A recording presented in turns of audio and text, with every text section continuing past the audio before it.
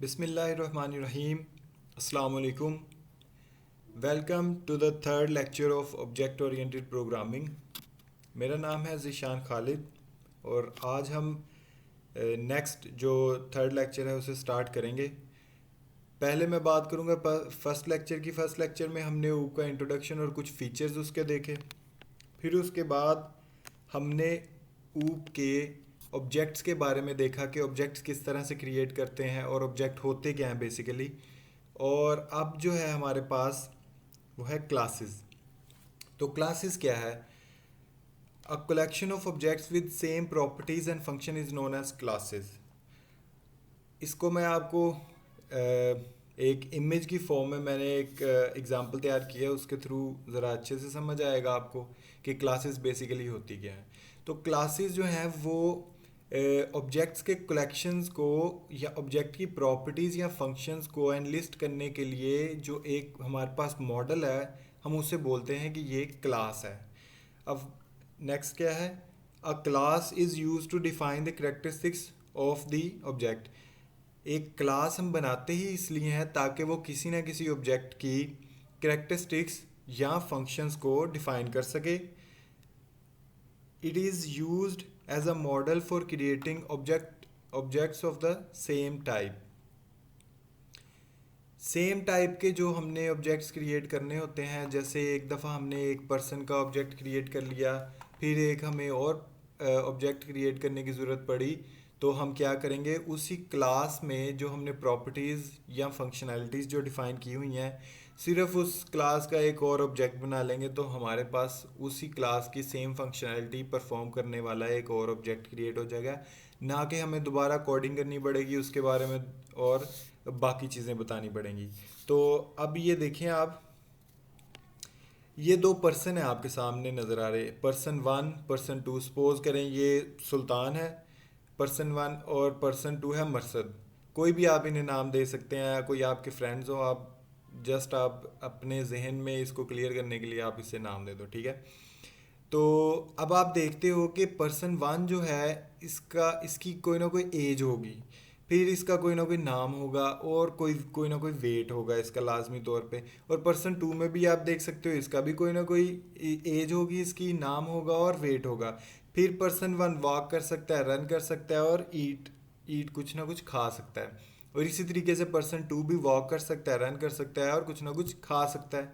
तो ये जो आपको ब्लू कलर में नज़र आ रही हैं, ये मैंने इसलिए इसका कलर चेंज किया ताकि आपको पता चल जाए कि ये बेसिकली इसके फंक्शन है पर्सन वन के।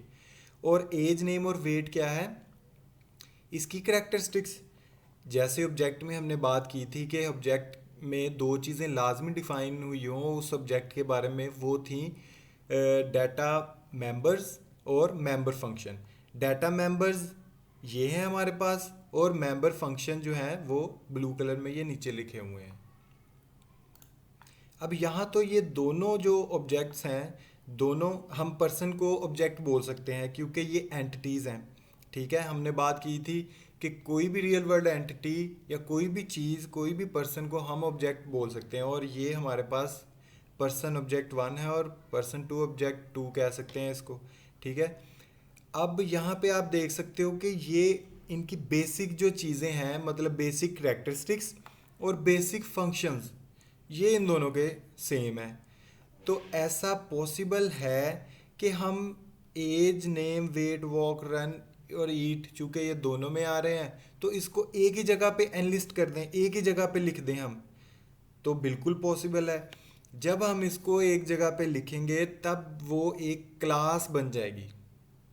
मतलब कि एक पर्सन या एक किसी भी ऑब्जेक्ट के बारे में जो जो उसकी करेक्टरिस्टिक्स, उसकी प्रॉपर्टीज़ और फंक्शंस हम जिस जगह पे, जिस ब्लॉक ऑफ कोड में या जिस जगह पे अनलिस्ट करते हैं, उस लिस्ट को बोलते हैं कि ये है क्लास, ठीक है।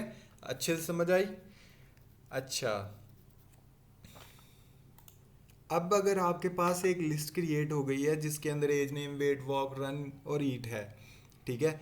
अब यहाँ से आप पर्सन वन आप जनरेट कर सकते हो, मतलब आप इस क्लास के थ्रू एक ऑब्जेक्ट क्रिएट कर सकते हो, इस क्लास का ऑब्जेक्ट। अब इस क्लास का जो ऑब्जेक्ट होगा उस ऑब्जेक्ट के पास मतलब वो ऑब्जेक्ट जो है ये सारी चीज़ें मतलब उसकी अपनी विरासत कह सकते हो, या वो चीज़ें वो परफॉर्म कर सकते हैं, उसमें ये चीज़ें पाई जाएंगी। ठीक है। अब दूसरी बात मैं आपको बता दूं जो कि चीज़ इंपॉर्टेंट है, कि अगर हमारे पास यहाँ पे पर्सन 2 था और पर्सन 1 था, अब देखो एज, नेम और वेट, क्या एज भी सेम होगी, नेम भी सेम होगा, वेट भी सेम होगा, वॉक करेंगे सेम और रन करेंगे और ईट भी सेम करेंगे? नहीं, ये ज़रूरी नहीं है।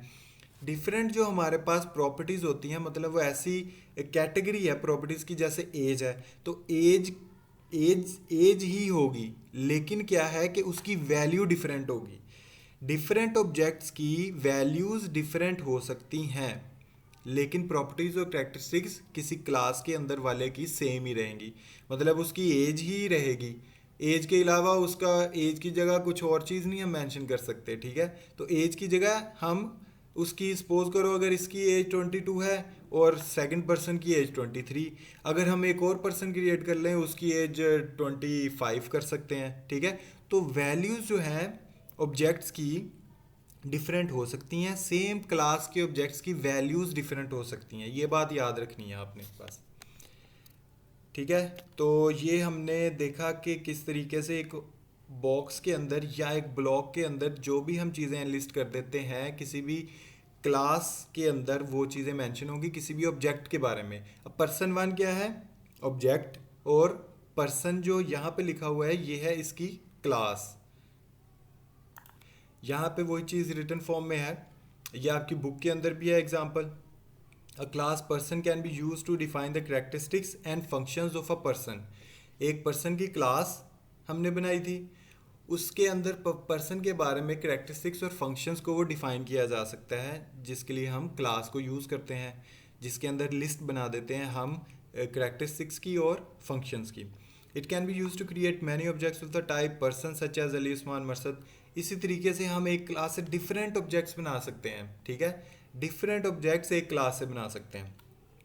सेकेंड है, all objects of the person class will have same characteristics and function, however the value of each object can be different. Her object की वैल्यू जो है वो डिफरेंट हो सकती है। जैसे मैंने आपको बताया कि एज डिफरेंट हो सकती है, वेट डिफरेंट हो सकता है, नाम डिफरेंट ही होते हैं तकरीबन सबके।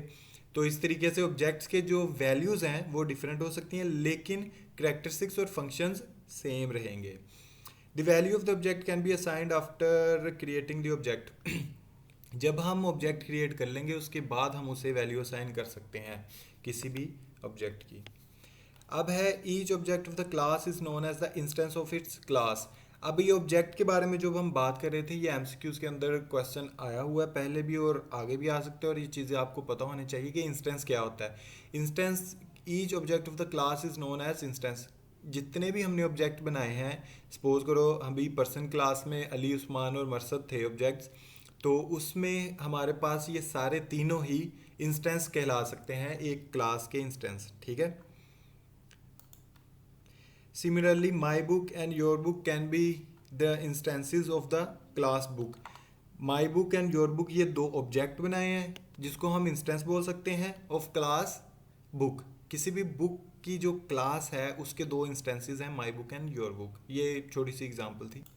अब हम बात करेंगे कि किस तरीके से हम ऊप में या कोडिंग के अंदर क्लास को किस तरह से लिखना है। अभी तो हमने एक बॉक्स बना देखा है, उसके ऊपर पर्सन लिखा था और अंदर इनलिस्टेड किए हुए थे, लेकिन अगर हम इसके सिंटैक्स या इसको प्रॉपर किस तरह से डिक्लेयर करेंगे अपने प्रोग्राम के अंदर वो देखेंगे। तो सबसे पहले है the keyword class is use to declare a class. एक कीवर्ड हम लगाएंगे जो है क्लास का, खुद क्लास ही लिखा होना चाहिए।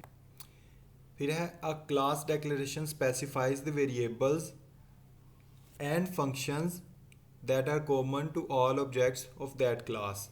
अब उस क्लास के अंदर जो भी वेरिएबल्स यूज़ करेंगे हम और फंक्शंस यूज़ करेंगे उन्हें हमने डिक्लेयर कर देना है, क्योंकि चीज़ें जो हम प्रोग्रामिंग के अंदर यूज़ करते हैं उन्हें पहले डिक्लेयर करते हैं तभी हम उन्हें यूज़ कर सकते हैं। तो क्लास के अंदर ये चीज़ें डिक्लेयर करेंगे। यहाँ वेरिएबल लिखा है, आप समझ लो ये प्रॉपर्टीज़ है। प्रॉपर्टीज़ और फंक्शंस को हम जो कॉमन है सारे ऑब्जेक्ट्स के अंदर उसे क्लास में डिक्लेयर कर देंगे। ठीक है।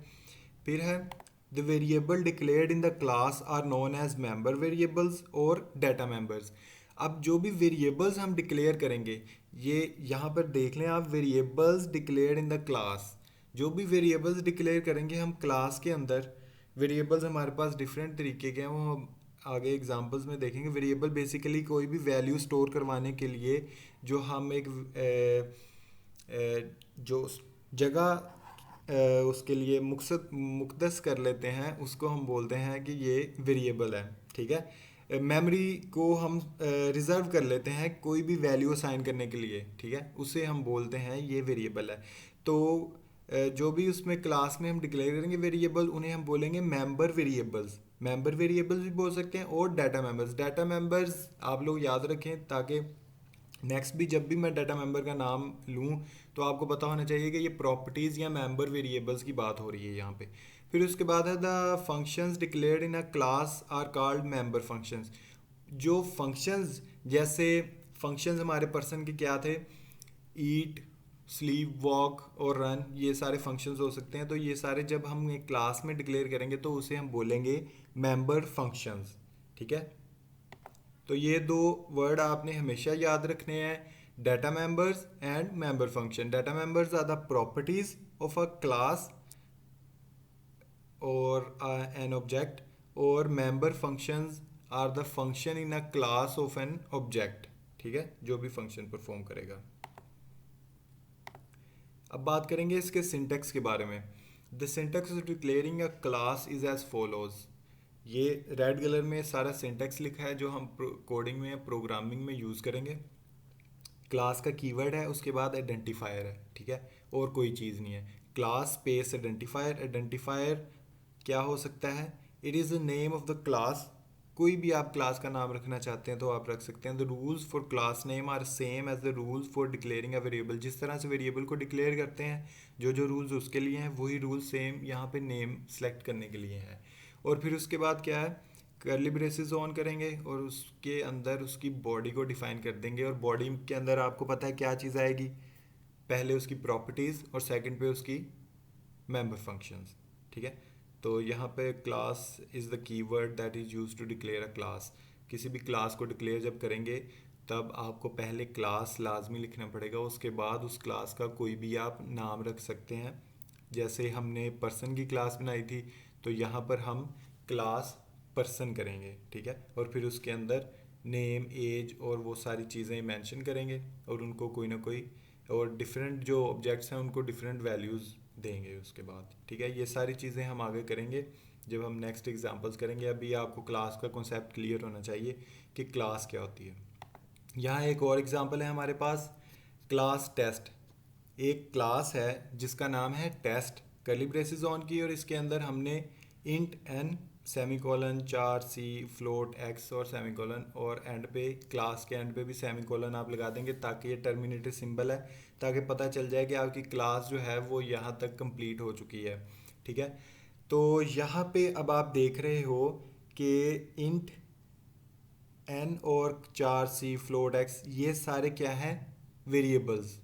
और यहाँ पर आप देखें, जब डिक्लेयरिंग अ क्लास हमने पढ़ा था, उसके अंदर था कि declaring the variable declared in the class are known as member variables.